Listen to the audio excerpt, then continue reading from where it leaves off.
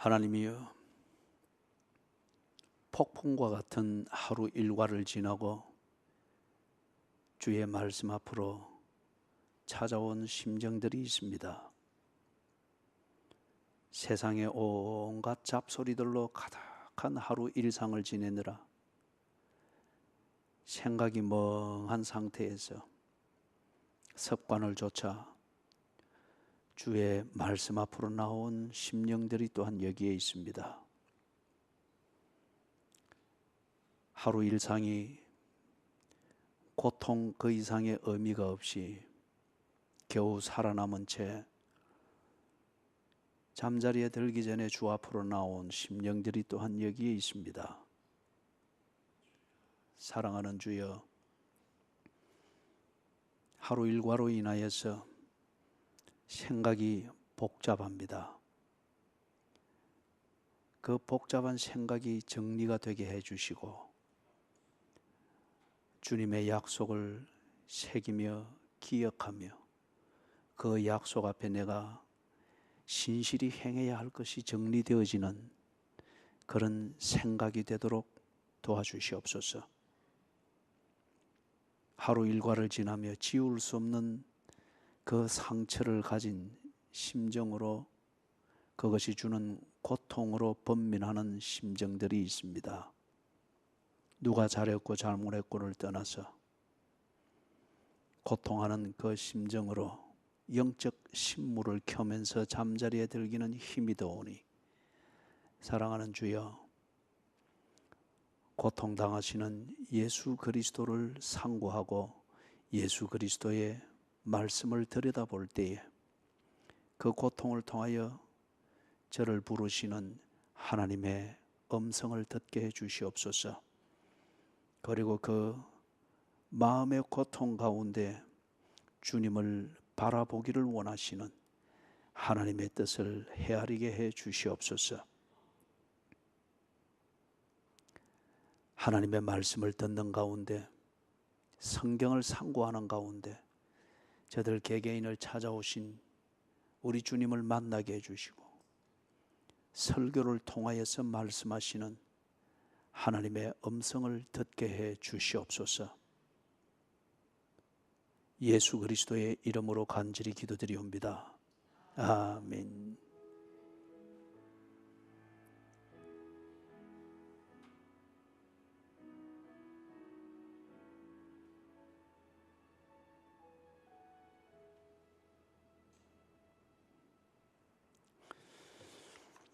누가복음 22장입니다.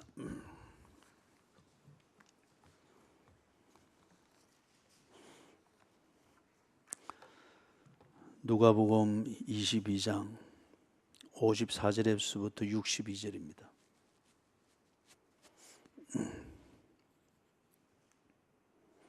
같이 읽습니다. 예수를 잡아 끌고 대제사장의 집으로 들어갈새 베드로가 멀찍이 따라가니라. 사람들이 뜰 가운데 불을 피우고 함께 앉았는지라. 베드로도 그 가운데 앉았더니 한 여종이 베드로의 불빛을 향하여 앉은 것을 보고 주목하여 이르되 이 사람도 그와 함께 있었느니라 하니 베드로가 부인하여 이르되 이 여자여 내가 그를 알지 못하노라 하더라. 조금 후에 다른 사람이 보고 이르되 너도 그 도당이라 하거늘 베드로가 이르되 이 사람아 나는 아니로라 하더라. 1시간쯤 있다가 또 한 사람이 장담하여 이르되 이는 갈릴리 사람이니 참으로 그와 함께 있었느니라. 베드로가 이르되 이 사람아 나는 네가 하는 말을 알지 못하노라고 아직 말하고 있을 때에 닭이 곧 울더라. 주께서 돌이켜 베드로를 보시니 베드로가 주의 말씀 곧 오늘 닭 울기 전에 네가 3번 나를 부인하리라 하심이 생각나서 밖에 나가서 심히 통곡하니라. 아멘.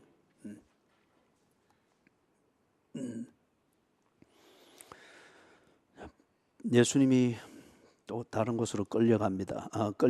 붙잡혀서 대제사장의 집으로 끌려가는데 거기서 1차적으로 신문을 받는 것은 유대인의 법에 의해서 신문을 받습니다.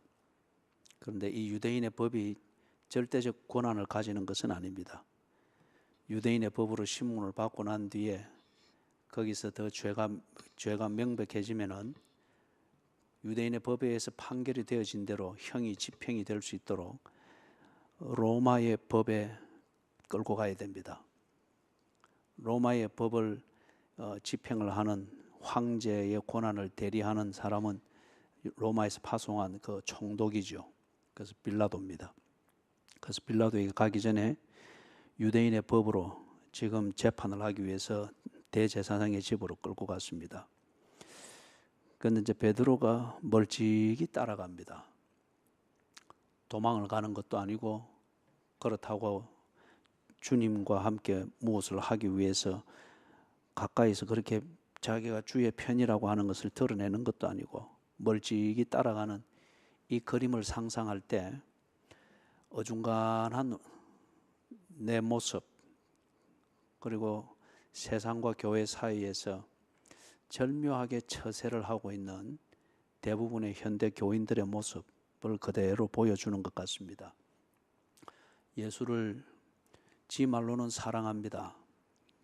그러나 그 사랑에 예수님의 유익을 위해서 자신의 유익을 포기할 만한 그러한 것은 아직 없습니다. 그리고 그럴 필요도 전혀 못 느끼고 있고요.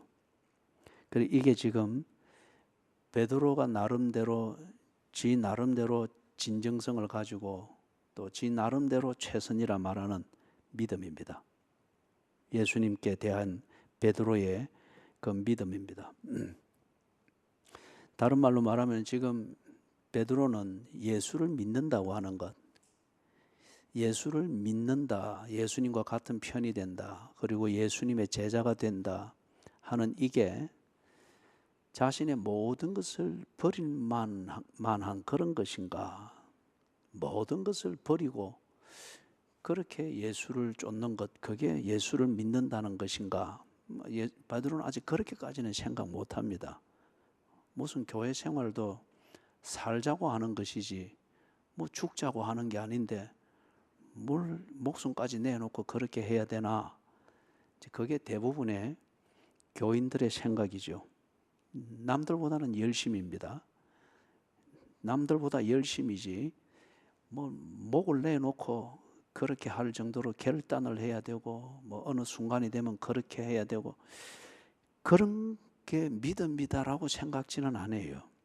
그런 것에 대해서 가책이 있거나 그것도 아니고 당연히 신앙생활은 그만큼 그렇게 하는 것이다.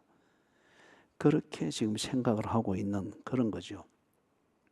그래서 간단히 이야기하면은 예수를 믿는다는 생활, 신앙생활이라고 하는 것, 그게 그렇게까지 해야 되나 하는 자기 나름대로 딱 정신 차려야 될 그 선이 있습니다.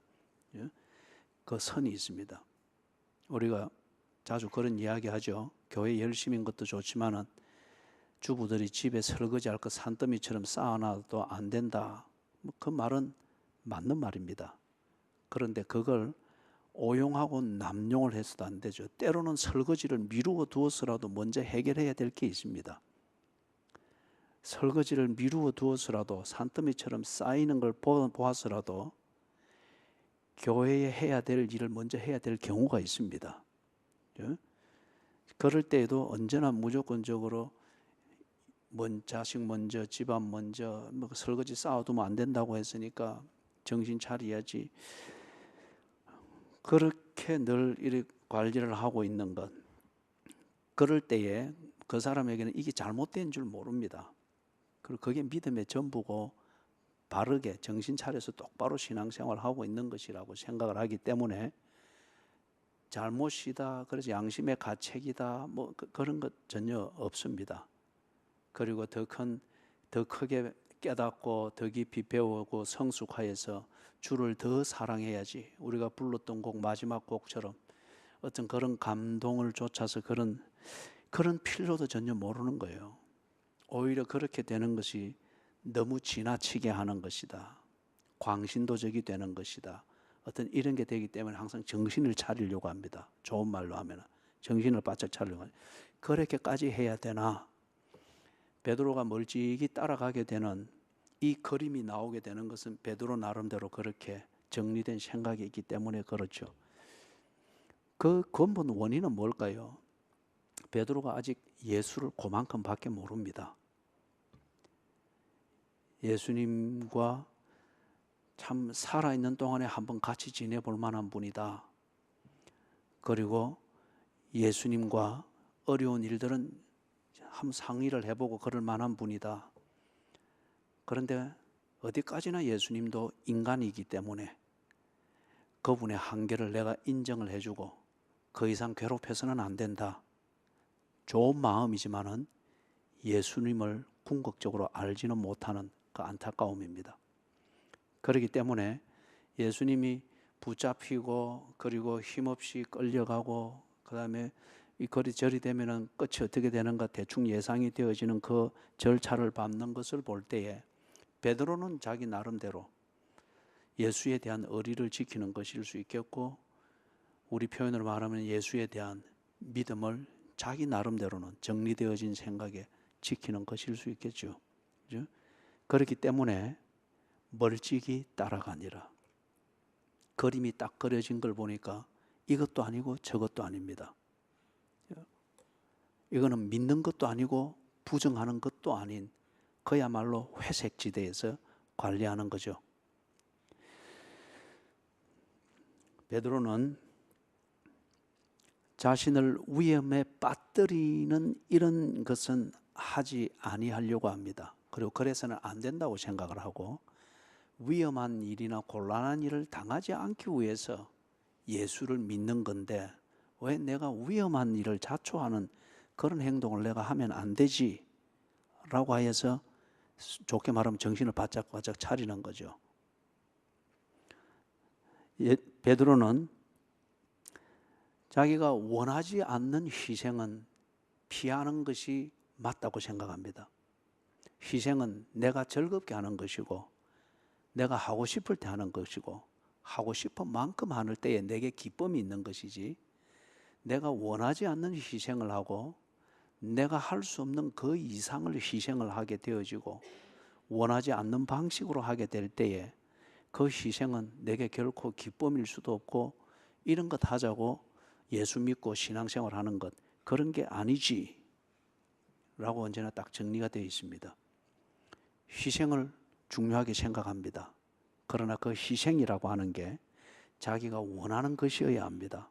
베드로의 경우 자기가 원하는 방식에서 자기가 하고 싶은 만큼 하는 걸 자기 스스로 희생이라 생각을 하는 거예요. 그것을 벗어나는 것은 희생이 아니라고 생각을 하고, 그런 희생이 요구되어지는 상황은 피해야 된다고 생각을 하고 있고, 그게 베드로가 정리하고 있는 지금 현재 신앙생활, 예수를 믿는 생활입니다. 그러면서 한편 어떻게 하는 거죠?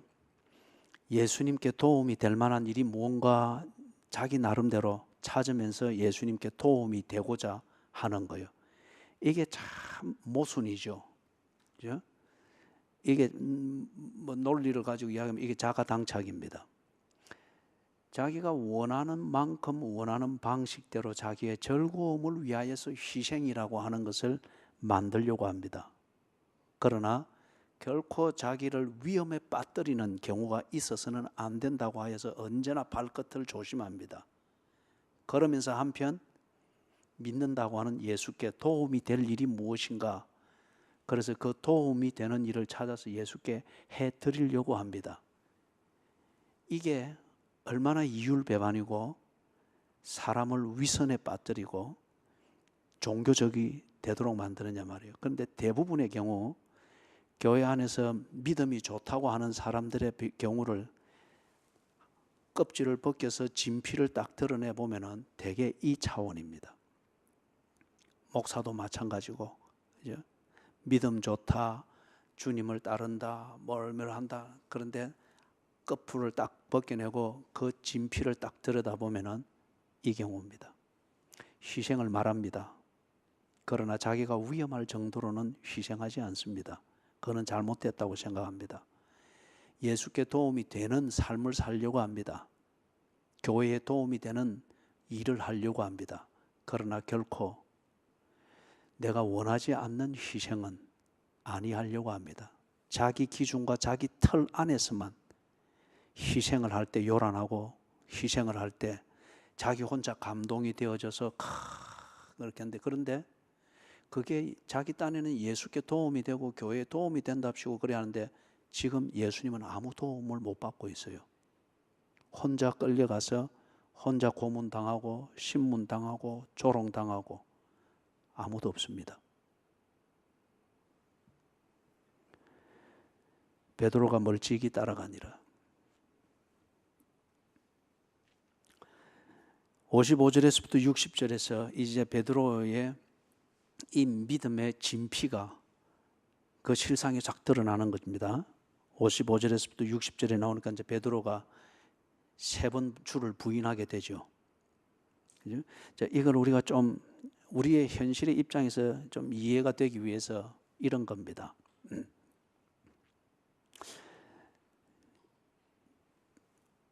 OECD 국가라고 하는 것은 선진국을 말합니다.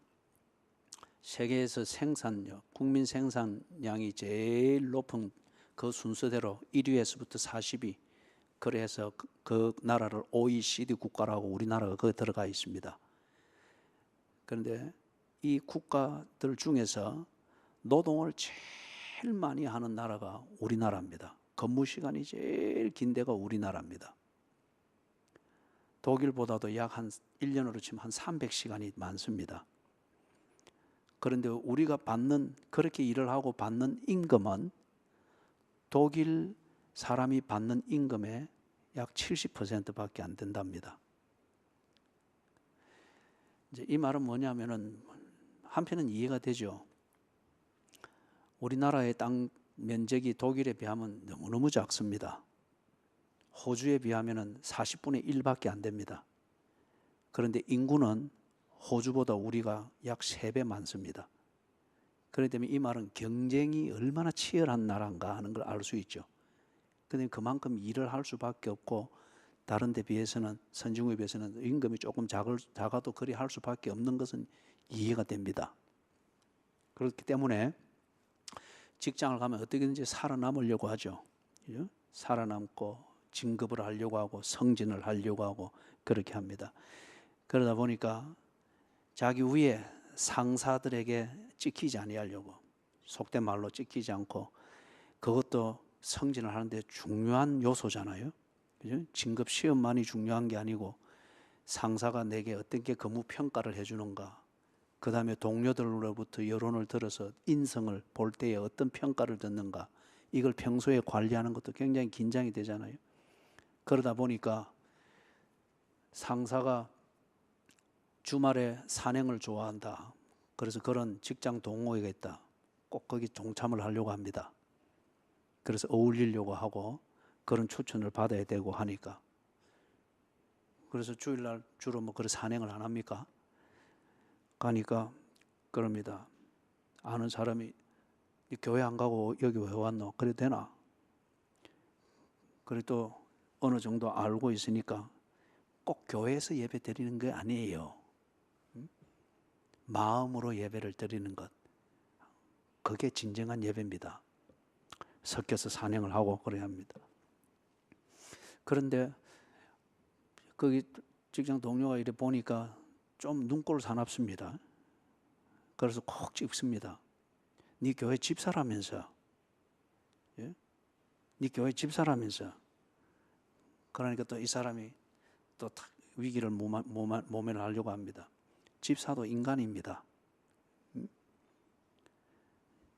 집사도 하고 싶은 게 있고, 그리고 하나님이 집사도 사람으로 만들었습니다. 인간의 그걸 이해를 해라는 그거죠. 자, 그러면서 직장 동호회 잘 섞여 가는데, 동료들 하면 꼭 사회의 모임의 친교는 언제나 술이 있는 거니까, 그래서 술 기운이 돌면은 경쟁 의식을 느끼거나 아니면은 눈꼴 사납게 보는 사람이 꼭 또 찝죠, 건드리죠. 그러면서 들으라는 듯이 예수쟁이들 어쩌고 저쩌고 하면서 뭐 우리가 보통 사회에서 듣는 기독교에 대한 그 욕짓거리들을 막 해댈 때에 이 사람은 이제 더욱더 이 집사는 더욱더 자기는 예수쟁이 아닌 것처럼 더욱더 술을 퍼마시고 그리고 그런 얘기들은 내하고 상관이 없는 것처럼 아무 감각 없이 천연덕스러운 자기 관리를 하면서 거기에 어찌든지 잘 어울려서 나도 당신들과 같은 사람입니다. 성진할 권리가 있고 자격이 있습니다. 그렇게 해서 그 무리 중에 한 사람으로 각인되기 위해서 그렇게 애쓰는 것을 봅니다. 이게 지금 베드로가 부인하여 가로되 나는 저를 알지 못하노라. 살기 위해서 그리 하는 것 이해가 됩니다. 살기 위해서 그러는 게 이해가 됩니다. 그러나 살기 위한 그 긴장이 있고 살지 못할 것이라는, 성진하지 못할 것이라는 두려움을 느끼는 상황이 될 때에 예수를 그렇게 쉽게 부인하게 되는 것, 그거는 신앙이고 자시고를 떠나서 어떤 면에서 자기 처세술의 지혜로 여겨질 수가 있을 거예요. 적지 아니하는 경우에 오늘 현대 교인들의 대부분이 그러합니다. 목회자들 대부분이 또한 그러합니다. 목회에 뭐 하나님의 말씀, 하나님의 뜻, 진정한 교회, 뭐 좋은 슬로건들은 뭘 해도 다 갖다 붙일 수가 있죠. 다 갖다 붙일 수가 있죠. 그런데 교회에 경제적으로나 아니면은 인적 자원의 면에서나 여러 가지 운영의 면에서 위기가 닥칠 때에 그 슬로건들의 내면들이 바뀝니다. 변질이 됩니다.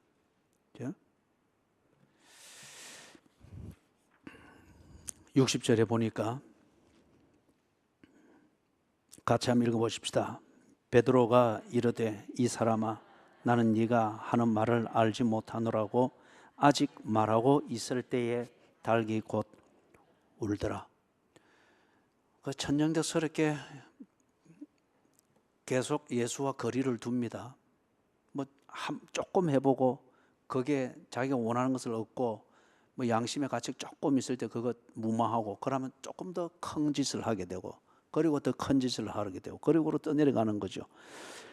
베드로가 세 번째 이렇게 부인하고 있을 때, 천연덕스럽게 그렇게 하고 있을 때, 아직 말하고 있을 때에 닭이 곧 울더라. 닭이 울었는데 61절에 베드로에게 이 일들이 일어납니다. 주께서 돌이켜 베드로를 보시니 베드로가 주의 말씀 곧 오늘 닭 울기 전에 네가 세 번 나를 부인하리라 하심이 생각이 났다고 합니다. 여러분, 이게 가룟 유다와 베드로의 차이입니다. 가룟 유다와 베드로의 차이입니다. 먼저 그 부분을 다루기 전에 닭이 울었습니다. 천연덕스럽게 첫 번째 부인하는 것도 성공했고 두 번째 부인하는 것도 더 성공했고 그리고 세 번째 당연히 그렇게 이제 몸에 배어 있는 대로 예수를 부인하여서 자신의 생계를 유지하고 성진을 추구하고 지 하고 싶은 것을 만드는 이걸 당연하게 생각하고 있는데 그때 생뚱맞게 닭이 울었습니다. 그런데 이 생뚱맞은 이 소리를 들으면서 베드로가 주의 말씀이 생각이 났습니다. 여러분, 부부들이 많이 싸우죠. 한 부부가 40대 중반인가 그래요. 한 몇 개월 전에 저하고 그 남편 되는 분이 저하고 이야기를 나누는데 밤새도록 싸웠답니다. 막 그러고 나중에는 뭐 너무 화가 나서 막 집기 다 부수고, 예? 아파트에 사는데 다 부수고 막 그래도 분이 안 풀려서 또 막 싸우고 막 그래 차마 사람은 때릴 수가 없어가지고 그래 분이 못 이겨가지고 막 그래서 하고 막 술을 들이키고 나중에는 이제 이 자기도 지쳐가지고 새벽쯤 돼가지고 베란다 문을 벌컥 열고 베란다 난간에서 담배를 태웠답니다. 담배를 태우면서 딱 보니까 갑자기 그 밑에 있는 교회 십자가 네온 사인이 눈에 확 들어오더랍니다. 그거는 그날 생긴 게 아니고 늘 있는 네온 사인이단 말이에요. 그날따라 그 분에 못 이겨가지고 한편 지쳐가지고 담배를 태우는데 눈에 싹 들어오더라는 거예요. 그때 이 사람이 교회를 가고 싶더랍니다. 어릴 때 교회를 다녔으니까 교회를 가고 싶더랍니다. 왜냐하면 그 마음이 자기 자신의 생각이죠. 그죠? 부부가 싸우면 다 자기가 옳다 생각하고 싸우는 거잖아요. 그래서 자기가 옳다 생각하는 그 안경을 끼고 보니까 그날 밤은 그 부인이 악마로 보이더라는 거예요. 그건 이제 지 눈의 안경이에요. 한시도 같이 못 있겠다. 반면에 네온 사인이 쫙 들어오니까 교회를 가고 싶더라는 거예요. 아내를 피할 겸 교회로 갔더랍니다. 그래서 교회 앞에 가서 담배 탁 끄고 들어가서 앉았는데 새벽 기도를 하는데 그렇게 눈물이 나더라는 거예요. 그렇게 눈물이 나요. 저 뒤에 구석에 앉아서. 그러니까 그쪽 들어오는 문 앞에 그 앉지 마십시오. 그 앉으면 그런 의심을 받게 됩니다. 부부 싸움하고 그 앉아 있는 거 싶어가지고. 그렇게 눈물이 나더라는 거예요. 근데 그날따라 목사님은 또 그 사람이 은혜 받아서 그런가 싶어가지고 눈여겨보았더랍니다. 그런 이제 맞추고 나는데 이 눈물이 안 그치니까 엎질러서 이렇게 울고 있으니까 목사님이 기도하고 나갈 때까지 그렇게 울고 있으니까 목사님이 나가면서 이렇게 어깨를 툭툭 두드려 주더라는 거예요. 그러니 또 더 눈물이 나더라는 거예요. 실컷 울고 눈물 콧물 다 흘리고 그리고 집에 돌아왔다는 거예요. 밤새도록 악마 둘이서 저질러 놓은 현장이 보이더라는 거죠. 그러므로 이 사람이 어릴 때부터 다녔던 그 교회와 거기서 듣고 배웠던 그 하나님의 말씀이 생각이 나고 기독교로 돌아가야 되겠다는 생각이 나고, 왜냐하면 새벽 기도 갔다가 와서 보니까 그 현장이 지 자신과 지 아내가 했던 거 밤새도록 했던 게 이건 악마가 한 짓이지 부부가 한 게 아니라는 게 밖에는 딱 보이더라는 거예요. 그래서 신앙을 회복했다고 하는 그 얘기를 내한테 하면서 몇 개월 전에 그런 얘기들을 나누었어요. 그죠? 사랑하는 여러분, 베드로가 천연덕스럽게 그걸 당연한 줄 여기고, 사실 믿음은 살자고 가지는 건데 이럴 때에 이렇게 살아야지 당연하게 여기는 거죠. 그죠? 바쁘면은 교회 뭐 뒤로 하는 거고, 직장에 적응하기 위해서 뭐 수요일 뭐 자르는 것 그거는 당연한 거고, 그죠? 한 달에 한 번 정도 가서 등록 교인 그거 그렇게 책임을 하면 되는 거고 당연히 생각을 한단 말이에요. 베드로가 그랬단 말이에요. 그런데 어느 날 고통스러운 생뚱맞은 사건이 생겼습니다. 여기 닭이 울듯이. 그걸 통하여서 예수께서 하신 그 말씀을 기억나게 하는 그 사건, 그 고통, 그 생뚱맞은 소리, 어떤 이런 것들이 있을 수가 있죠. 그때 베드로가 주의 말씀이 생각이 났다고 합니다. 가룟 유다는 이때에 어떻게 됐죠?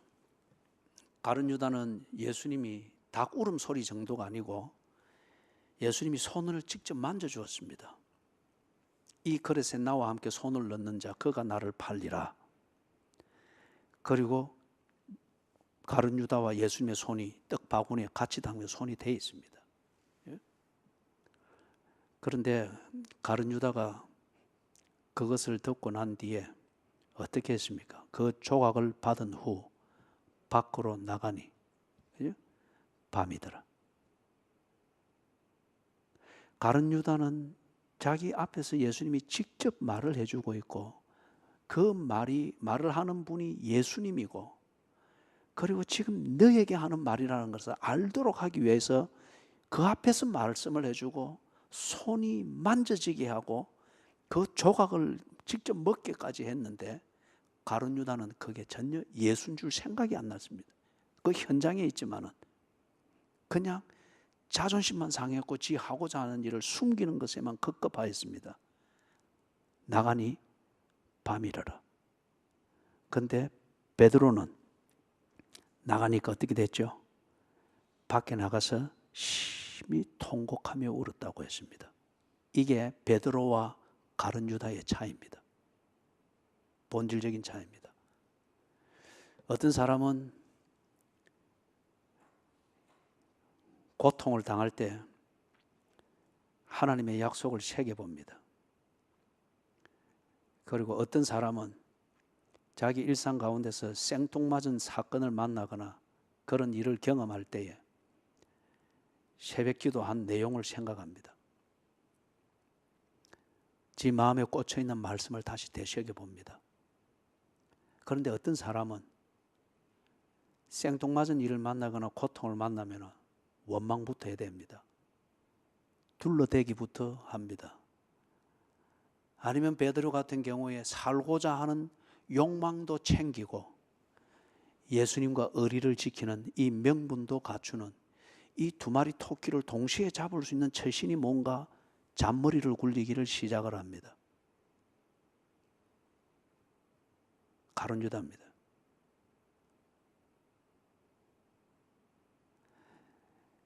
진실로 우리의 일상생활의 내용은 종잡을 수가 없습니다.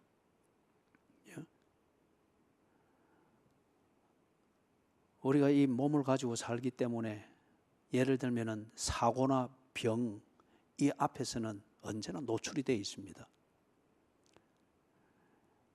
그리고 일상생활이 늘 새로운 것을 시도하기 때문에 거기에 실패라고 하는 것은 언제나 기다리고 있습니다. 내하고 생각이 다른 사람과 더불어서 하루 일과를 살아가기 때문에 그 사람이 내게 친구가 될지 적이 될지 모릅니다.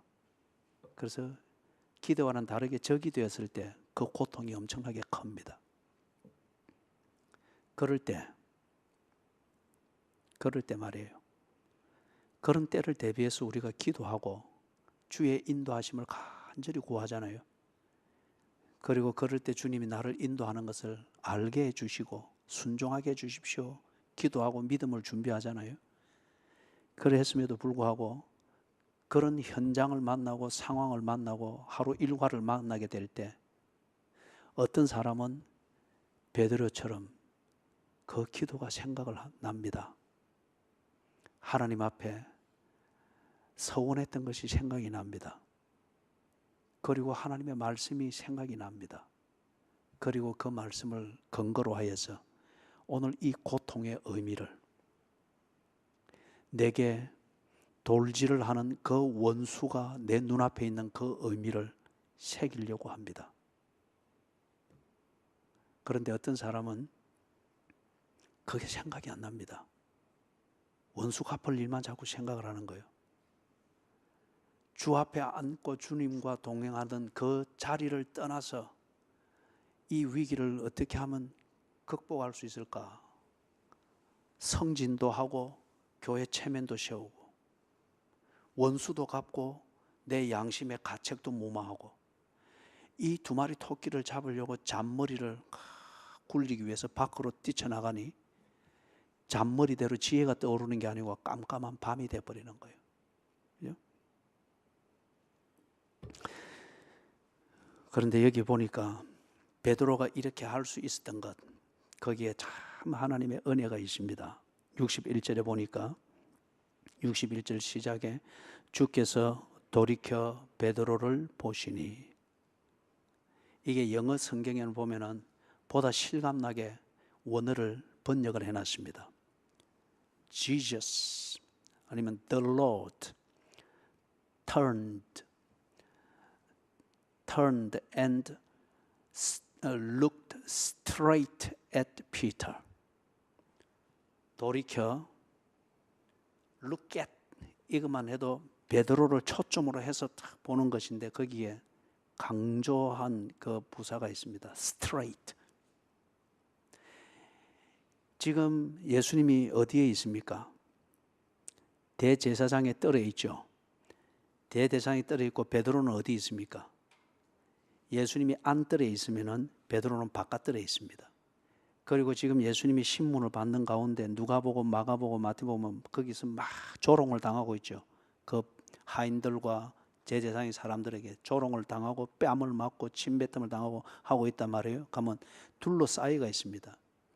거기에 바깥들에 베드로가 한 무리의 하인들과 있는 사람들과 함께 불을 쬐고 있단 말이에요. 이러면은 사람들에게 가로막혀서 예수님이 베드로를 보기가 어렵습니다. 그런데 straight at Peter, 돌아서 이리 보는 것도 아니고 기웃거리면서 보는 것도 아니고 그대로 베드로를 보는 거예요. 지금 예수님의 얼굴에 침이 날라오고 손바닥으로 뺨을 때리는 게 있고, 그리고 밀치고 등을 치고 막 온 기전에는 막 조롱하는 소리들이 들리고 둘러서서 이리 치고 저리 친단 말이에요. 그러는 가운데에 예수께서 그 상황에서 정신이 전혀 없을 만합니다. 그런데 예수님이 정신을 똑바로 차렸습니다. 한 가지 일을 위해서, 베드로를 보기 위해서. 돌이켜 베드로를 보시니라. 이때 뺨을 때리는 손이 안 날라온 게 아니고, 조롱하는 침이 안 날라온 게 아니고, 이리 밀고 저리 밀치는 손찌검들이 없는 게 아니었어요. 그러는 가운데에서 돌이켜 베드로를 보시니라. 이때 이 주님의 시선이 베드로의 시선하고 마주쳤는지 이것은 모릅니다. 그러나 예수님께서 겟세마네에서 기도하실 때에, 바로 이 몇 시간 전에 기도할 때에 베드로한테 그렇게 말했잖아요. 시험에 들지 않도록 깨어 기도하라. 예? 시험에 들지 않도록 깨어 기도하라. 그 다음에 예수님이 뭐라고 했습니까? 베드로를 보고 네가 시험에 들지 않도록 내가 너를 위하여 기도했다고 했지 않습니까? 예? 예수님은 겉으로 볼 때는 베드로나 가룟 유다가 별 차이가 안 납니다. 어떤 면에서 겉으로 볼 때는 가룟 유다가 깨끗할 수가 있습니다. 구질구질하게 뭐 2번, 3번 배신했었고 부인했었고 이런 거 없이 그냥 한 번에 딱 지가 할 곳으로 가는 게 깨끗할 수가 있습니다. 근데 베드로는 늘 예수님을 위해서 다 하는 것 같이 하면서 언제나 문제를 몰고 다녔잖아요. 그 다음에 여기서도 구질구질하게 하인들 앞에서 거짓말해서 이리 해산단 말이에요. 그런데 예수님이 베드로의 진심을 알고 있습니다. 예수님이 이 12제자들한테 그렇게 가르쳤지 않습니까? 성령을 회방하는 죄는 사함을 얻지 못한다. 인자를 거역하는 자는 사함을 얻지 못한다. 그러나 그게 아닌 때는 용서를 70번에 7번이라도 하라고 했지 않습니까? 이걸 깨달은 제자 중에 한 명 요한 1세에서 그 말 했잖아요. 사함을 얻지 못할 죄가 있고 사함을 얻을 죄가 있다. 사함을 얻지 못할 죄를 짓는 자를 위해서 나는 구하라 하지 않노라. 그러나 사함을 얻는 죄를 짓는 자를 위해서는 비록 그게 가룟 유다처럼 치졸하게 겉으로 볼 때는 그리 보일지라도 그를 위하여 기도하라고 했습니다. 그의 구원을 위해서. 예수님께서 이 베드로를 위하여서 끝까지 돌이켜보고 계십니다. 예수님의 이 붙드시는 은혜, 예수를 향한 이 베드로의 다듬어지지 않아야 했으나 예수를 향한 이 진심, 보리떡 5개와 물고기 2마리 같은 차릴 만한 가치가 없어 보이나 그러나 그 진심을 보리떡 5개와 물고기 2마리처럼 여겨질 만한 베드로의 이 진심을 예수님은 받으셨습니다. 그리고 그것을 지켜주셨습니다. 돌이켜 베드로를 보시니. 사랑하는 여러분, 자 이제는 깨어나십시오.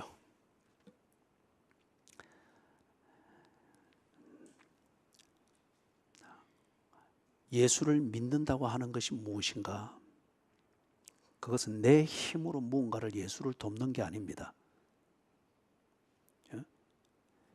예수를 믿는다고 하는 것은 내가 예수님을 배워서 알고 경험해서 알고 있는 그대로 예수님을 신뢰하며 동행하는 겁니다. 예? 그렇기 때문에 베드로가 이후에는 다릅니다. 이후에는 다릅니다. 예수를 진지하게 경험했거든요. 그래서 사도 요한이 요한 1서에서 사랑을 정의할 때 뭐라고 했습니까? 사랑은 두 가지 요소를 가지고 있다고 했죠. 사랑은 우리를 살리려 함이니라. 이 목적을 가지고 이 목적을 위하여 뭘 한다고 했습니까? 그 목적을 성취하는 데 적합한 자기 희생을 하는 것. 이게 사랑이었습니다. 베드로가 지금까지는 그리 못했습니다. 예수님과 동행하는 그 목적은 내가 필요한 것을 얻기 위한 것이었습니다. 그렇기 때문에 필요한 것을 얻을 만한 것이 안 보일 때 그는 멀찍이 따라가면서 그냥 양심의 가책을 받을 일을 안 하는 정도에만 믿음 생활을 했습니다. 그런데 이후는 다릅니다. 예수님이 십자가에 못 박혀 죽으시고 여기서 통곡했잖아요. 그러고 난 뒤에 예수님의 진면목을 고스란히 보게 되죠. 예수님이 나를 이렇게 사랑하셨구나. 예수님이 가진 목적은 바로 나를 살리는 것이었구나. 나를 살리기 위해서 예수께서 당신이 죽으시기 전날 밤에도 나를 염려하시고 나를 구원하기 위하여서 밤새워 기도하시고 그리고 그 모욕과 침뱉음을 당하는 정신없는 자리에서도 나를 지키시기 위하여서 돌이켜 나를 보셨구나. 이게 누군가를 믿는다고 하는 것이며 그 믿음이 사랑을 만드는 것이구나. 그래서 예수께서 자기를 위해서 하신 것처럼 베드로가 합니다. 나를 살리려 예수께서 죽으시는 것처럼 이제는 베드로가 예수님을 위하여서 자기를 기꺼이 죽는 데까지 내어주죠. 우리를 살리려 하심이니라. 하나님의 영광을 위하여 자기 그 영광을 위하여 합당한 자기 희생을 베드로가 끝까지 감당해내죠. 그리고 하나님의 영광이 드러나는 것은 예수 그리스도의 이 복음을 듣고 사람들이 구원을 얻는 이것인 줄 아니까 하나님의 영광을 위하여 그의 구체적인 실체는 한 사람이라도 그리스도의 복음을 듣고 구원을 얻게 하기 위하여서 자기 자신을 기꺼이 죽기까지 내어줍니다. 그 초라한 인생, 이방인 고넬료 가정 이걸 이방인이라고 하여 그렇게 유대인들의 관점에서 부정하다 하여서 쓰레기 버리듯이 그렇게 취급하지 아니하고 그를 살리려 하는 주님의 뜻을 고스란히 받아서 그를 살리기 위하여서 기꺼이 찾아갔고 그리고 그 연장선상에서 나중에 베드로가 십자가에 거꾸로 매달려서 죽게 되죠. 하나님의 영광을 위하여. 그것은 하나님이 하고자 하는 그 뜻을 순종하는 거죠. 한 사람이라도 더 복음에 참여케 하고자 하는 이걸 위하여 우리를 살리려 하기 위하여 베드로가 거기에 합당한 자기 희생을 기꺼이 합니다. 이제는 멀찍이 따라가는 거리가 없어졌습니다. 이게 예수를 믿는 것입니다. 우리가 다 알지 못하면은 우리의 진심을 예수께 보이는 것은 할 수 있어야 됩니다. 그럴 때 그 진심을 예수님이 받으시고 오병이어를 축사하듯 우리를 끝까지 그 진심을 붙들어 주실 겁니다. 그리고 믿음의 사람이 될 겁니다. 그게 거듭나는 거죠. 부디 바라기는 예배 시간에 꾸벅꾸벅 졸지 않기를 바랍니다. 그거는 멀찍이 예수를 따라가는 것과 같습니다. 부디 바라기는 여러분이 하고 싶은 것과 그리스도인으로서 양심을 챙기고자 하는 것, 이 둘 사이에서 잔머리를 굴리지 마십시오. 그게 예수를 멀찍이 따라가는 겁니다.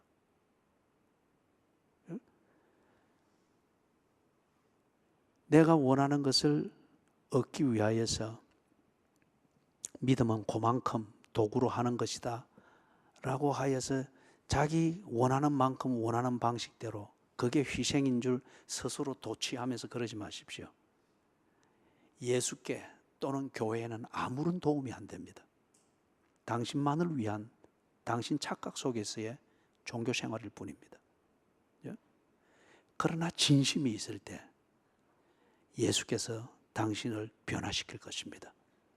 부디 예수님이 하신 말씀, 그 말씀을 기억나도록 하기 위해서 닭 울음소리와 같은 그 일상의 사건을 일으킬 때에 여러분의 굳은 살 같은 영혼과 양심이 깨어나서 주께서 하신 말씀이 생각나서 밖에 나가 심히 통곡하며 울게 되는 그러한 진정성이 있는 그리스도인들이 되기를 주의 이름으로 축원합니다. 찬송가 525장을 부르십시다.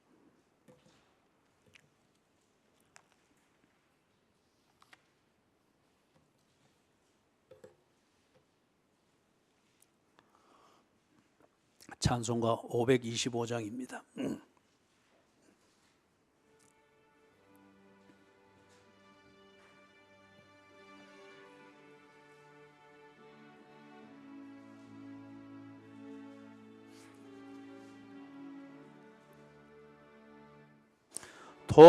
돌아와 돌아와 마음이 고나니여 길이 참 어둡고 매우 험악하니 집을 나간 자여 어서와 돌아와 어서와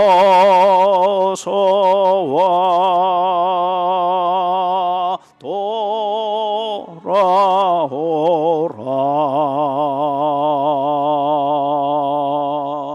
돌아와 돌아와 해가 질 때까지 기다리고 계신 우리 아버지께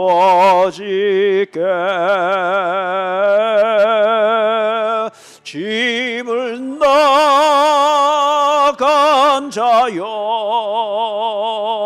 어서와 돌아와 어서와 돌아오라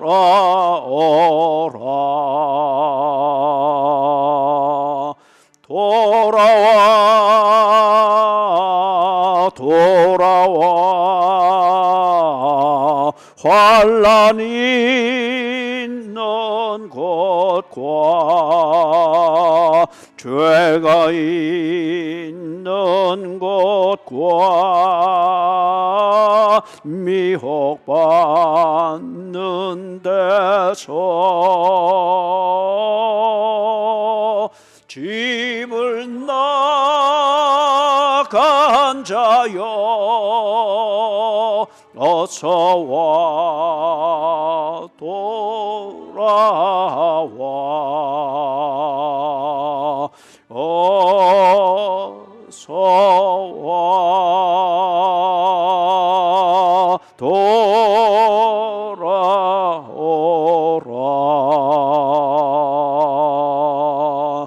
돌아와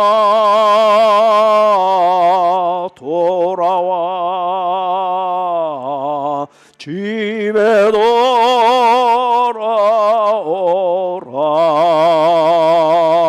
모든 것 풍성한 아버지 집으로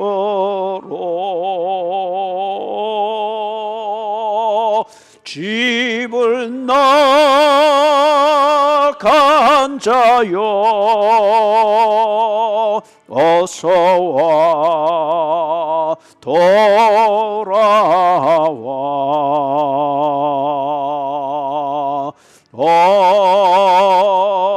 어서 와 돌아오라. 3절입니다. 돌아와 돌아와 환난이 있는 곳과 죄가 있는 곳과 미혹받는 데서 집을 나간 자여 어서 와 돌아와 어서 와 돌아오라. 4절입니다. 돌아와 돌아와 집에 돌아오라.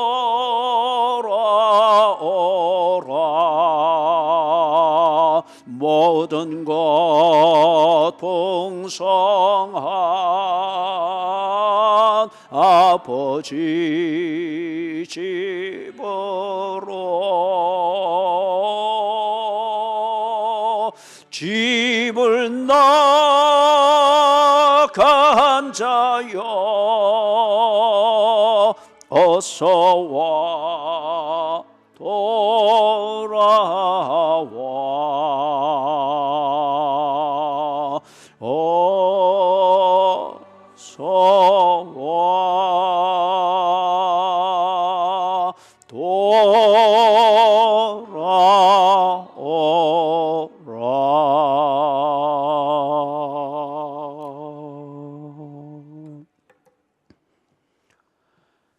주 예수 그리스도의 은혜와 하나님 아버지의 무한하신 사랑과 성령의 돌보시며 교통하시는 은혜가 나를 부르시는 주님의 음성을 새겨 들으며 나를 붙들고 계시는 주님의 그 시선과 열정을 결코 잊지 아니하며 내 진심을 기억하시고 인정하셔서 그 진심이 믿음이 되도록 붙들어 주시는 주님의 그 사랑, 그 은혜대로 살 것을 다짐하면서 저들의 삶의 자리로 돌아가는 모든 양무리들 머리 위에 지금으로부터 언제나 함께 계실지어다. 아멘.